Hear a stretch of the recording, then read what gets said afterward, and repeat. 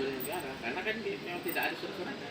Tapi kalau saya lihat seperti ini negara pasti akan memusnahkan karena tidak mungkin dijual lagi karena masuknya sudah ilegal sama pengadilan setelah satu besar ini sih.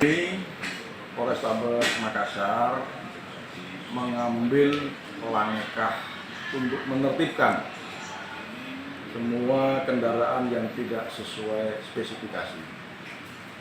Ya, saya ulangi, Polrestabes Makassar menertibkan seluruh kendaraan yang tidak sesuai dengan spesifikasi, khususnya knalpot brong. Kenapa?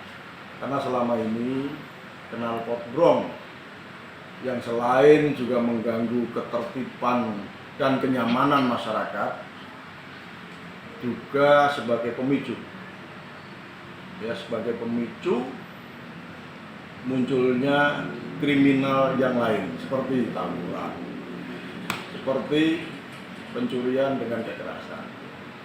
Hal tersebut yang menjadikan kita sepakat kita akan tidak tegas, tidak ada toleransi. Ini ditahan sampai 3 bulan ya Pak? Saya akan melakukan penahanan minimal 3 bulan bagi pelanggar-pelanggar kendaraan yang menggunakan knalpot brong.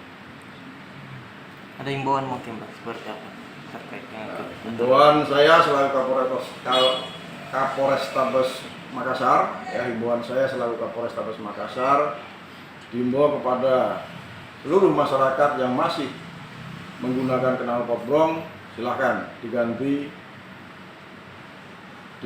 dengan yang sesuai spesifikasi. Izin, apakah dengan ini keluhan masyarakat khususnya di kompleks-kompleks atau area-area padat penduduk berkurang?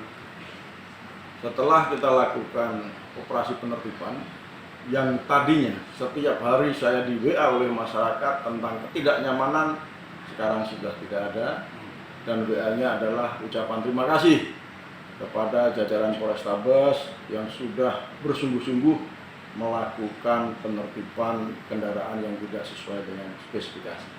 Bang, itu kan tadi himbauan untuk ke anak ini, kalau ke orang tua sendiri seperti apa? Himbauan untuk para orang tua, silahkan bagi anaknya yang menggunakan kendaraan tidak sesuai spesifikasi, khususnya knalpot brong, ingatkan dan segera diganti dengan yang sesuai spesifikasi.